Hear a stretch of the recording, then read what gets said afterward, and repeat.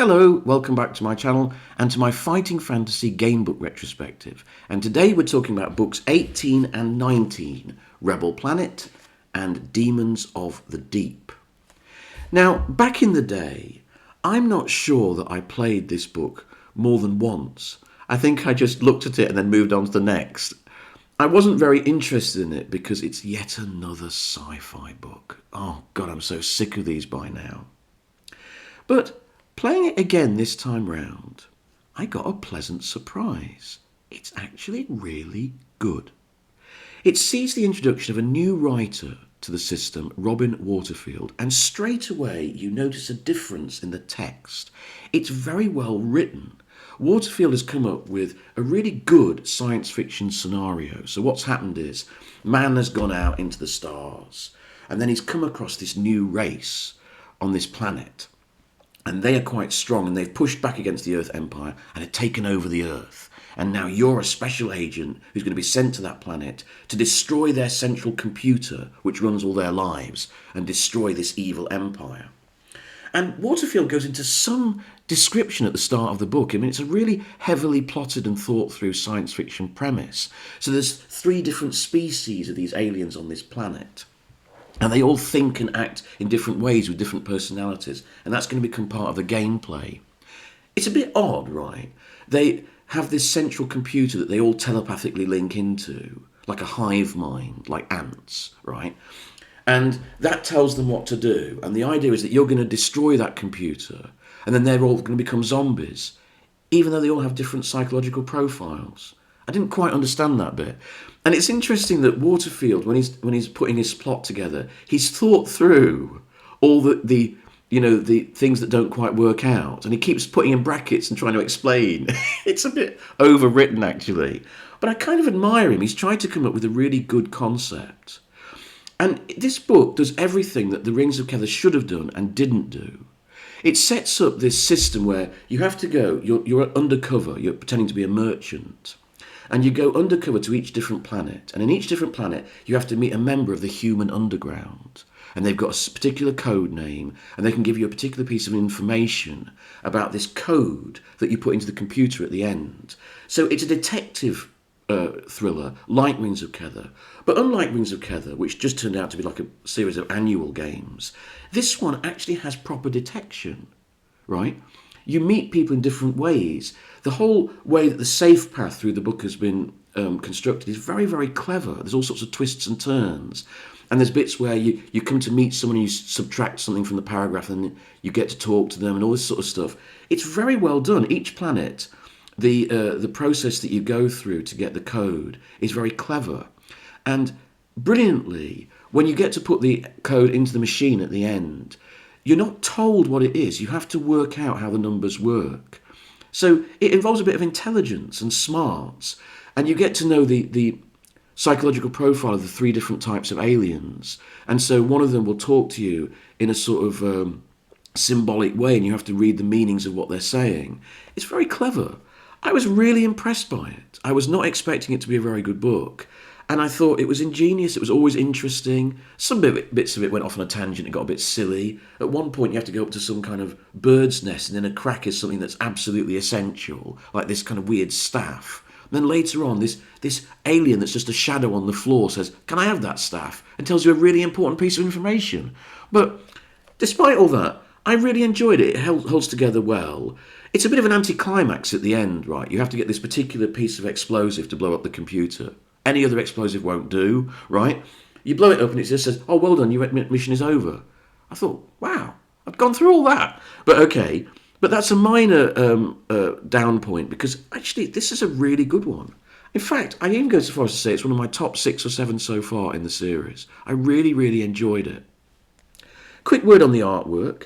Very iconic, wonderful cover from Alan Craddock on the start. It sort of mixes fantasy and sci-fi. This wonderful sort of robot figure with this lava flow and this giant Arcadian above them with a massive sword. I think it's a great cover, that. Really iconic.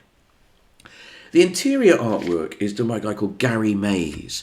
It's a bit more interesting, a bit more chunky than the usual sci-fi illustrations we've had so far. He's gone for a kind of comic book look. A bit like Appointment with Fear, actually.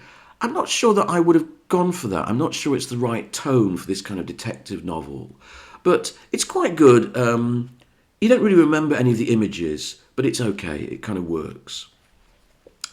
So, big thumbs up for that one. The next one is Demons of the Deep. And this sees the return of the other Steve Jackson, American Steve Jackson. You remember him from Scorpion Swamp? Back in the day, I liked this one. And I always thought it was rather underrated. Going back to it, whereas this one went up in my estimation, I'll admit this one went a little bit down in my estimation. It's not as much fun as I remembered it being, and it's not as good as Scorpion Swamp.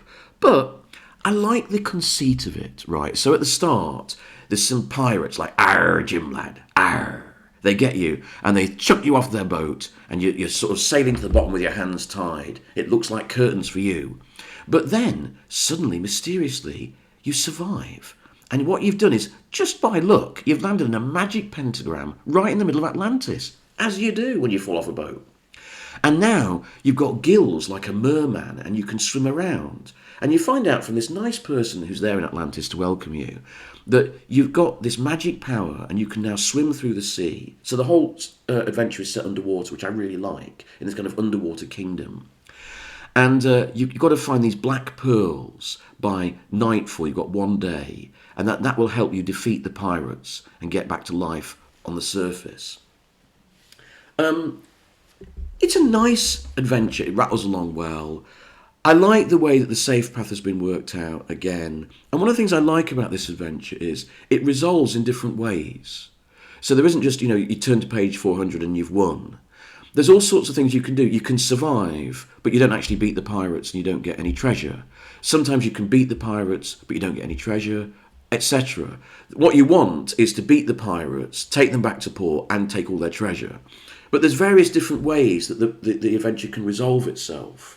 So the first time I played it, I went to the dragon, the sea dragon, and had a chat with him and said, "Can you help me?" And you have to bang 2 gold coins together. He comes and helps you and he kills all the pirates. But then you have no crew, you see, and you don't get any treasure. So it was interesting. I like that aspect of it. In fact, I played the game twice and I never met the creature on the cover, the bone demon, which is interesting. It's got lots of nice incident. The gameplay is not as interesting. The encounters you have are not as exciting as in Scorpion Swamp. But I think, I wish it was a bit more written as well. I wish it had a bit more colour and a bit more texture in it, this one. But the gameplay is well worked out. It's fun. There's a lot of enjoyment in it. You meet up with this sort of wizard who lives in a cottage in a great big bubble, in a formal garden. And then there's these frogs that run a sort of kingdom down there, and there's a ghost who asks you to help bury his bones that are scattered all over the seabed. It's quite imaginative. I like the underwater setting. It's not quite as good as I remember it, but it's still, I think this is one of the more underrated titles in the range. The cover is by good old Les Edwards. Oh, he's a titan of, fighting fantasy covers, isn't he? And this is a great one, the Bone Demon rising up from the depths. The interior artwork is, oh God, it's Bob Harvey. He's back.